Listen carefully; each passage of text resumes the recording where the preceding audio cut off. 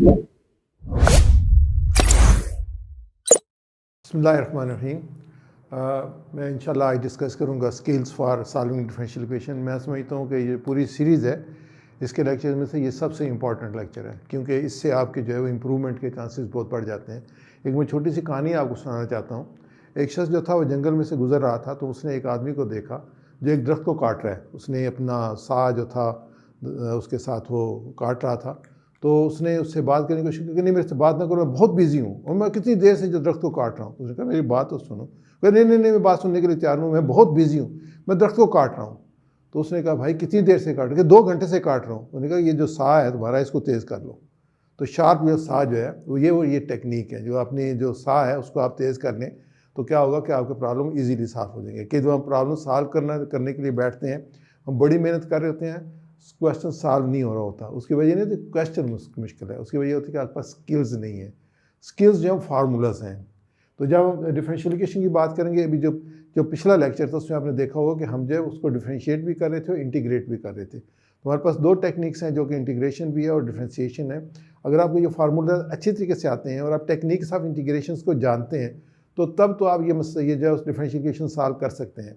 अगर आप formulas integration के आपको नहीं आते या आप कमज़ोर हैं, तो फिर आप इसको सॉल्व नहीं कर सकते। मैं अक्सर एक इक्वेशन बनाता हूँ, जो मैं कहता हूँ कि जो इंटीग्रेशन है,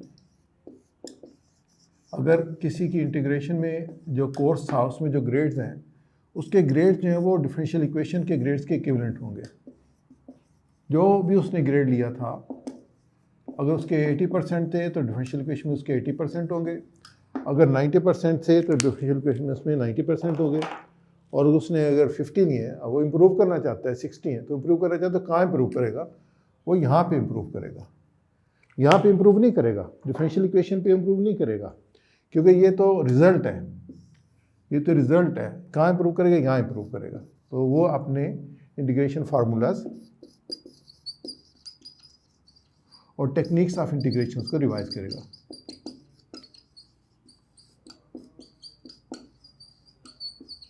तो ये इसका जो है वो इम्प्रूवमेंट करेंगी इस कोर्स की डिफरेंशियल इक्वेशन की, और इससे आप जो है ना बहुत टाइम बचा सकते हैं।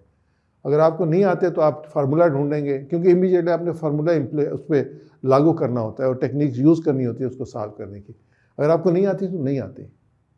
आपको इसको कहते हैं फंडामेंटल्स ऑफ मैथमेटिक्स। तो फंडामेंटल्स ऑफ डिफरेंशियल इक्वेशन क्या है? इंटीग्रेशन और टेक्निक्स ऑफ इंटीग्रेशन। तो मैं हमेशा ये एडवाइस करता हूँ अपने स्टूडेंट्स को कि अगर आप एक दफ़ा रिवाइज़ करेंगे तो आप B से A पे जा सकते हैं, C से B में जा सकते हैं, D से C में जा सकते हैं।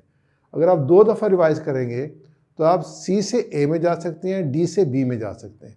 तो ये आपका चॉइस है, उसमें जो है और आपका टाइम बहुत ज़्यादा बच जाता है। तो मैं थोड़ा सा शॉर्टली आपको जो है वो इंपॉर्टेंट फार्मूलाज और उसको देने की कोशिश करूँगा। ये आपको हर डिफरेंशियल इक्वेशन बुक के बिल्कुल शुरू में, और जो कैलकुलस की बुक्स हैं उनके शुरू में ही आपको मिलेंगे, और उसको आपने मेमोराइज़ करना है। मेमोराइजेशन का असूल ये है कि जो चीज़ आप अंडरस्टैंड करके मेमोराइज़ करते हैं वो लॉन्ग टर्म आपकी मेमोरी में बाकी रहती है, और जब सिंपल मेमोराइज़ करते हैं तो वो लॉन्ग टर्म बाकी नहीं रहती। इसको मैं एक और एग्जांपल दूंगा। आपको पता है टेबल्स जो हैं आप बचपन में याद करते हैं, तो जब आप मल्टीप्लिकेशन के या डिवीजन के प्रॉब्लम सॉल्व करते हैं तो टेबल इमीडिएटली आप यूज़ कर रहे होते हैं, और टेबल जो है वो स्कूल बहुत मेहनत करता है उसको याद कराने में। लेकिन आप माशाल्लाह बड़े हैं तो ये इंटीग्रेशन आप इस तरीके से नहीं याद करेंगे, टेबल्स के ज़रिए से आप अंडरस्टैंड करेंगे। तो मैं थोड़ा सा आइडियाज़ देता हूँ, उम्मीद है कि उससे आपको आसानी होगी। तो हम पहले डेरिवेटिव्स को लेते हैं। तो इंपॉर्टेंट डेरिवेटिव पावर रूल है, d/dx of x to power n is equal to n x to power n-1। यहाँ पे आप एक और फार्मूला देखते हैं जो अक्सर हम यूज़ करते हैं, d/dx of u to power n। u जो है is any function of g of x। तो जब इसको हम डिफरेंशिएट करेंगे तो इसका डेरिवेटिव आ जाएगा n u to power n-1। तो फिर उसके बाद आएगा डेरिवेटिव ऑफ u du/dx, जिसको हम इसको चेन रूल भी कहते हैं, और इसको जो कहते हैं जो फंक्शन, इसको ये इस तरीके से लिख सकते हैं हम, d/dx of g of x to power n is equal to n u to power n-1 d of g of x over d of x। इसी तरीके से आप जो फार्मूलाज हैं इसके पावर रूल के बाद साइन कोसाइन फंक्शन के, जैसे हमारे पास D by D X of sine U, मैं यू ले रहा हूँ, U is a function of X, ये आ जाएगा हमारे पास cosine U into D U by D x.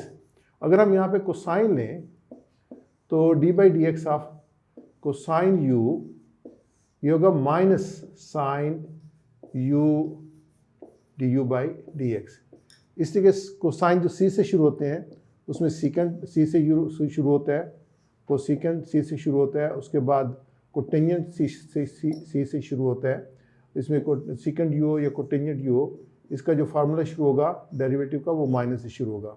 जब इनका हम डेरिवेटिव लेंगे तो जो सी से नहीं शुरू होते, जैसे हमारे पास साइन है, ऐसे हमारे पास टेन है, ऐसे हमारे पास सीकेंट है, तो ये जो है ये प्लस के साथ आएंगे। तो ये एक पैटर्न आपको पता चल गया कि आपने इसको याद कैसे करना है। जो सी से शुरू होते हैं वो माइनस के साथ आएंगे, जो अदर देन सी है, जैसे साइन है, टेंजेंट है, सीकेंट है, वो जो है वो हमारे फार्मूला जो है वो प्लस के साथ आएंगे। तो ये एक आइडिया आपके सामने आ गया, तो इसको आप अपने ज़हन में रखिएगा। इसी तरीके से हमारे पास जो इंटीग्रेशन के फार्मूलाज हैं वो मेनली हम यूज़ कर रहे हैं इस कोर्स में। तो उसमें हम अगर हम लेते हैं यहाँ पे integral of u to power n and du, तो यहाँ पे इसका सोल्यूशन आएगा u to power n plus 1, इसको हम एंटी डेरिवेटिव भी कहते हैं, n प्लस कॉन्स्टेंट c। जैसे मैंने कहा कि u क्या है, u is a function of x, हम डिफाइन करते हैं u as a function of x। यहाँ पे जो n है, क्योंकि यहाँ पे ज़ीरो नहीं आ सकता, अब देखिए यहाँ पे ज़ीरो नहीं आएगा, क्योंकि ज़ीरो आएगा तो ये डिफाइन नहीं होगा, तो कहेंगे n is not equal to -1, तो n -1 के बराबर नहीं होगा यहाँ पे। तो दूसरा जो फार्मूला हमारे पास है, इसके सिंपल वेरिएशन हम देते हैं x dx, तो ये हमारे पास x ओवर 2 प्लस c, ये इसकी सिंपल एग्जांपल है इसकी। और इसके बाद जो फार्मूला है, तो ये नंबर 1 था, इसके बाद नंबर 2 जो है वो है integration of a to power u du, बड़ा इंपॉर्टेंट फार्मूला है। तो इसकी जो डेरिवेटिव आएगा a to power u ln of a plus constant c। Again आपने इसका डेरिवेटिव भी डिस्कस करना है और इंशाल्लाह उससे आपको ये क्लियर होगा। इसकी जो एक और वेरिएशन हमारे पास आती है इस फार्मूले की या इससे डिफरेंट फार्मूले की, वो है e टू पावर du, इसकी बिकॉज लीन ऑफ e 1 होता है तो e to power u plus constant c होगा। अगर हमारे पास ये हो du ओवर u,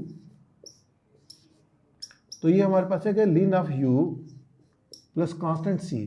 मैंने एब्सोल्यूट में लिखा है लीन ऑफ u, क्योंकि लीन जो है हमेशा पॉजिटिव रियल नंबर्स के लिए डिफाइन होता है, नेगेटिव के लिए डिफाइन नहीं होता।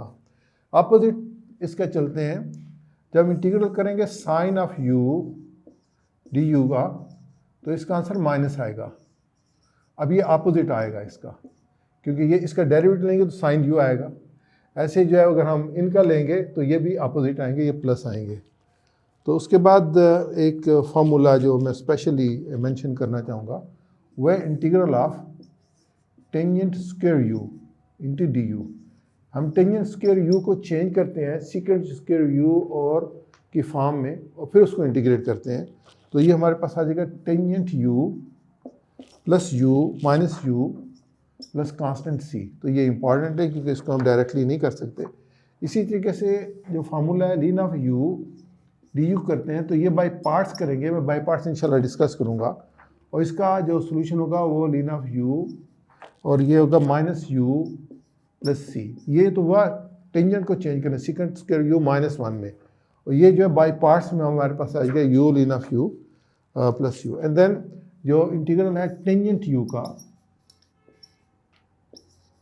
इसके दो फार्मूले, एक तो है इसका minus ln of cosine u plus c, और इसका दूसरा जो है वो है टेंजेंट u, दोनों करेक्ट है, is equal to ln of secant u plus c। दोनों फॉर्म में इसको लिखा जा सकता है।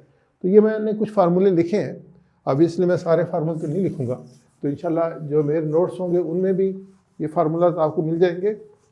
और इसके अलावा जैसे मैंने कहा, किसी भी डिफरेंशियल इक्वेशन की बुक में आप यूज़ करेंगे तो उसमें ये फार्मूलाज फर्स्ट पेज पे और लास्ट पे भी दिए होंगे, या अगर आप कोई भी बुक लेंगे कैलकुलस की तो उनके बिगिनिंग में या एंड पे पूरी लिस्ट दी होगी जो कि आप यूज़ कर सकते हैं। तो इसके अलावा भी जो फार्मूले हैं उसमें इम्पॉर्टेंट फार्मूला जो मैं आपको मेंशन करना चाहूँगा वो फार्मूला जो है वो इंटीग्रल ऑफ डी यू और ए स्क्वायर प्लस यू स्क्वायर का फार्मूला है, जो कि हम इसको सॉल्व करेंगे तो ये हमारे पास आएगा 1/a into tangent inverse of u upon a plus constant c। इसमें जो सिंपल वन है वो है कि dx और 1 जो अक्सर हम जो यूज़ करते हैं तो इसका आएगा क्योंकि 1/1 आएगा तो ये tangent inverse of x plus c आएगा। इसी में अगर हम देखते हैं फॉर साइन वो है dx over a square minus x square plus x square minus x square, तो ये हमारे पास आएगा 1/a sine inverse of x upon a plus, अगर हम यहाँ पे u कर दें तो ये u अपॉन c आ जाएगा। अगर यहाँ माइनस होगा तो यहाँ पे कोसाइन आ जाएगा, जैसे माइनस dx, या इसको हम इस तरीके से लिख सकते हैं minus dx over root of a square minus x square, तो इसका है 1/a, नहीं 1/a नहीं है इसके अंदर, सॉरी फॉर दैट, ये सिंपल है cosine inverse of x upon a plus constant, ये आप करेक्ट कर लीजिएगा, इसके साथ 1/a नहीं है। तो एक लास्ट फार्मूला जो मैं लिखना चाहूँगा वो u e to power u du है, ये भी बाई पार्ट्स हम करेंगे, ये हमारे पास आंसर आ जाएगा u e to power u minus u plus constant c। तो ये जो फार्मूलाज हैं हमारे, इसको हम जो है वो आपको इसको अंडरस्टैंड भी करना है, और जैसे मैंने कहा है कि जो बेहतरीन मेमोराइजेशन होती है वो विद अंडरस्टैंडिंग होती है। विदाउट अंडरस्टैंडिंग पहले अंडरस्टैंड करें, अलग-अलग ग्रुप बना लें इनके ट्रिग्नोमेट्रिक फंक्शन के, इन्वर्स ट्रिग्नोमेट्रिक फंक्शन के, उसके बाद इनको आप अच्छी तरीके, और फिर दूसरा जो बेस्ट तरीका ये होता है दिन में 3-4 दफ़ा इसको स्टडी करें, रीड करें तो आपको याद हो जाएंगे।